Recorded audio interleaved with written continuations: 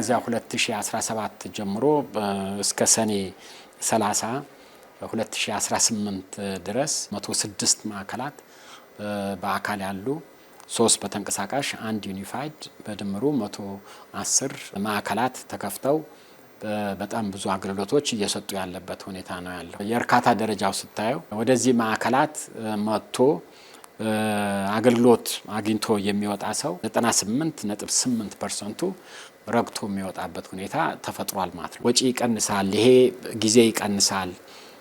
በሰው መንፈስ ላይ በጣም ለስራ የሚያነሳሳ ነገር ይፈጠራል።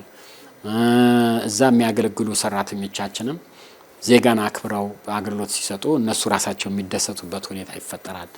ኢንቨስትመንት ያስፋፋል እና በጣም ብዙ ነገር መዘርዘር የሚቻል በጣም ጥሩ ጅምር እሰይ የሚያስብል ሁላችንም እንደ ትውልድ የሚያኮራን ስራ ነው ብዬ ነው ማስቀመጥ የምችለው። በእውነቱ እኔ አንድም ይህን አገልግሎት ለማግኘት ከስራ መቅረት ነበረብኝ።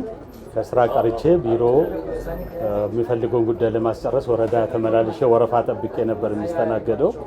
ዛሬ ግን እዚሁ ከቢሮ ላይ ሆኜ በሻይ ረፍቴ መጥቼ ነው 5 ደቂቃ ባልሞላ ጊዜ ውስጥ ጉዳይን ጨርሼ ወጥቻለሁ። የመጣሁት እንዳልኩሽ ለውክልና ነበር።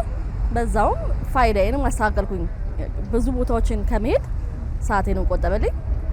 አንድ ቦታ ላይ ብዙ ነገር አገኘው ማለት ነው። ጊዜም ጉልበቴም ከብዙ አንግል አሪፍ ነው። በየሰፈሩ ወይም ደግሞ በየተቋሙ እየሄደ አገልግሎት በመስጠቱ በጣም ጥሩ ነው ማለት እችላለሁ ማለት ነው። ስለዚህ ፈጣንም ነው፣ ጊዜንም ገንዘብንም ይቆጥባል ማለት ነው።